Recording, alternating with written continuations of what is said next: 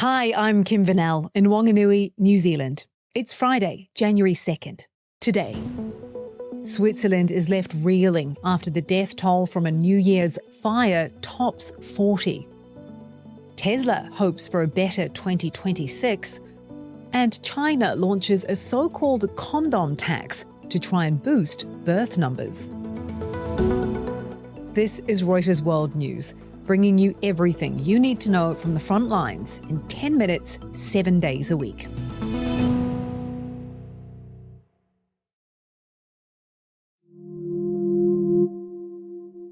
Residents of the Swiss ski resort Crans-Montana are in shock after a New Year's fire killed dozens.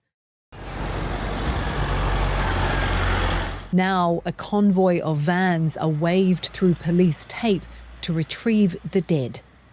More than 100 people are injured, most of them severely.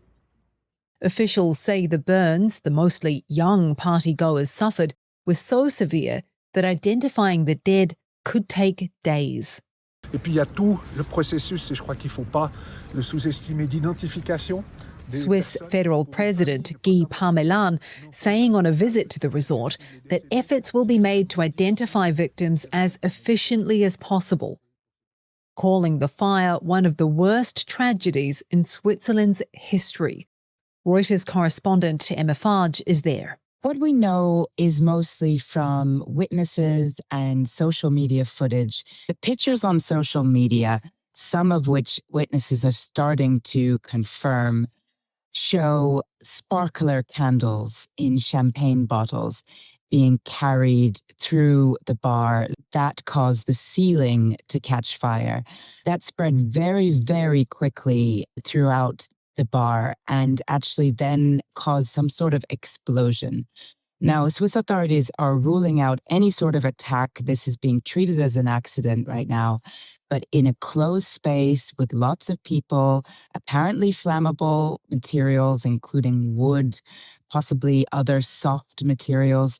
This fire spread very, very quickly. Within minutes, we had a catastrophe where people were panicking and trying to get out. The identities have not been officially released from Swiss officials. We know that they're young people, also from social media footage. They have pictures of people, and these are baby faces. Emma says the scale of the incident in the resort town has created paradoxical scenes. I arrived yesterday morning, 24 hours ago. There's a lot of people in shock. So on the scene yesterday morning, New Year's Day, people were sort of walking about glassy-eyed, just in disbelief. But then there's also people going about their normal lives, their holidays. This is peak season, so you see ski instructors with their red outfits carrying their skis. You see children. You also see people from all over the world having a good time. So that's the scene. Russia and Ukraine have traded accusations of deadly attacks on New Year's Day, with Moscow reporting a deadly strike on a hotel in territory it occupies in southern Ukraine, while Kyiv said there had been another broad attack on its power supplies. And a new twist in the back and forth over another allegation from earlier in the week that Ukraine tried to attack Russian President Vladimir Putin's residence. Moscow says it has evidence which it will give to Washington. A senior Russian military chief handing over what he says is part of a Ukrainian drone to a US military attaché, saying it contains data proving the drone was targeting Putin's house. Ukraine and Western countries have disputed Russia's account of the alleged attempted strike. Russia previously said it plans to review its negotiating stance with the US on ending the war in Ukraine as a result of the alleged attack. But with the negotiations up in the air, Russia appears to be asking Washington for a favor. Moscow has made a formal diplomatic request for the US to stop its pursuit of an oil tanker in the Atlantic Ocean. That's according to a New York Times report. The tanker was headed to Venezuela when the US Coast Guard gave chase, a chase which almost 2 weeks later is still ongoing. The US has seized a number of oil tankers in the area and launched strikes on alleged drug boats, all part of a campaign by President Trump to heap pressure on Venezuela's President Nicolas Maduro. Now, Tesla has had a tough 2025 as the loss of US tax credits and rising global competition has weighed on demand. Analysts expect Tesla to report falling fourth-quarter deliveries and a second straight annual decline in vehicle sales. But as our correspondent up here at Roy's reporting, the company's hoping 2026 will bring a more positive outlook. Well, sales for Tesla and frankly for the entire EV industry has been affected in the fourth quarter by the removal of US tax credits at the end of September. The expiring tax credits actually had boosted sales in the third quarter, but Tesla's problems started much earlier. There's rising global competition against Tesla's aging lineup of vehicles. And early this year, there was a major backlash against Elon Musk for his far-right political rhetoric and work for the Trump administration. Those actually hurt Tesla sales in the first and second quarter. Up Europe says Tesla has a bit of a balancing act to do in 2026. Analysts actually expect Tesla sales to recover in 2026 after Tesla launched stripped-down versions of its Model Y and Model 3 vehicles. Those are expected to help sales in Europe and Asia, where Chinese EVs are gaining ground. But in the US, Tesla still faces stiff competition from a slew of affordable vehicles that are about to hit the market next year. But Elon Musk's big goal is to expand robotaxis and launch humanoid robots. Much of Tesla's valuation actually hangs on that big bet. And Elon Musk seems to have big hopes this year for another one of his companies, Neuralink.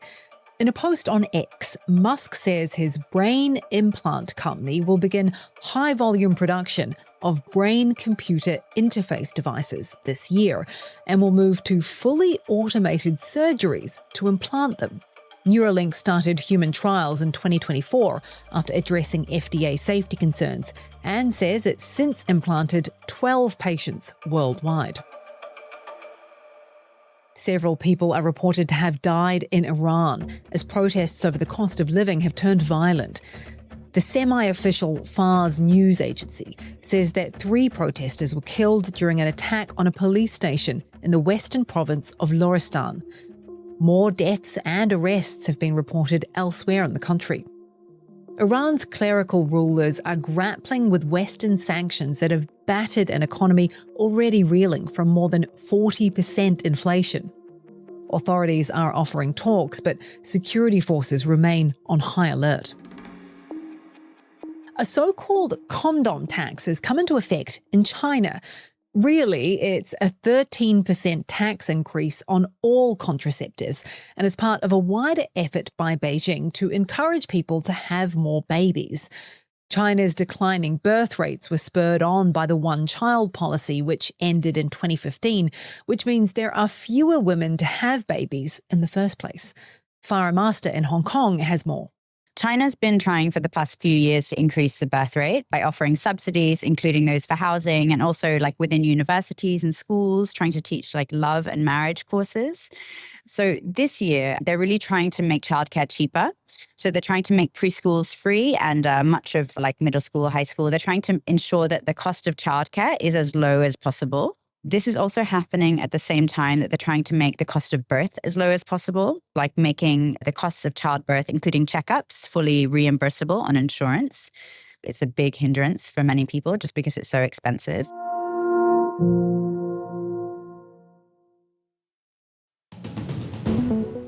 And for today's recommended read, a special report on just how Israel's truck bombs ripped through Gaza City.